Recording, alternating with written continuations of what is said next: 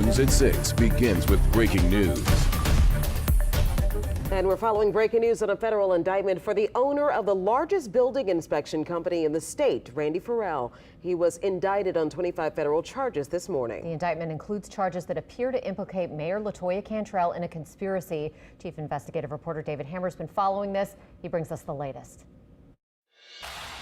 The indictment of businessman Randy Farrell alleges massive permitting fraud affecting the safety of electrical work at dozens of properties around town. The allegations here are that Mr. Farrell was using licensed electricians to get permits for work actually being performed by unlicensed electricians.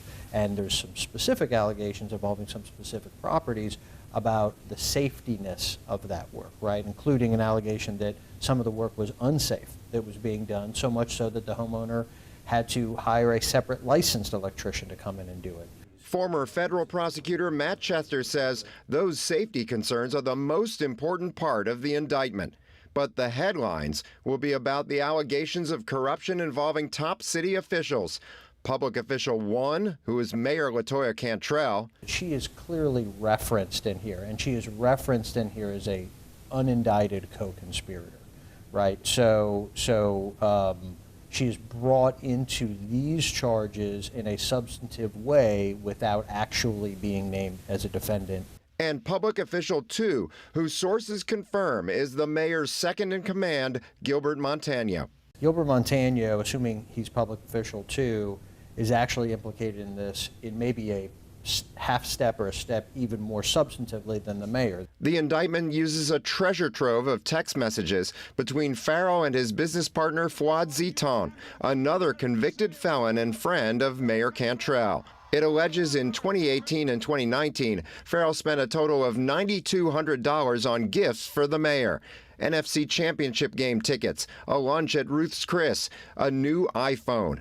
Each time, Farrell texted with Ziton to get Cantrell to fire Jennifer Cecil, a city official who was investigating Farrell for falsifying electrical permits. He is actively trying to get her removed through businessman 1, which is Ziton, right? A few days later, when Cecil was informed she was fired, the indictment says Farrell sent Ziton an image saying, quote, "The bitch is gone."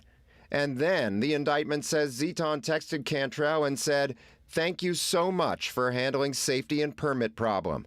In addition to Cantrell, the indictment alleges Chief Administrative Officer Gilbert Montano asked Ziton to get him tickets for the 2020 College Football National Championship game in the Superdome, won by LSU.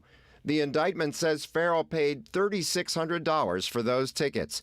We reached Montano by phone. He said he was blindsided to learn he was implicated in 2 criminal counts and didn't even have a criminal defense lawyer. He admitted he ended up in a suite at the national championship game, but denied he would ever do someone a favor in exchange for tickets. It's discouraging. You spend all these years trying to fix and make something better, and to be in the same conversation that I would sell my integrity and my hard work and all my ethics for tickets. Now, in addition to Gilbert Montano, I spoke to Mayor Cantrell's criminal defense attorney, Eddie Castang. He declined to comment, but made it a point to emphasize the mayor has not been charged with a crime. Randy Farrell's attorney, Rick Simmons, sent a statement strongly denying the allegations.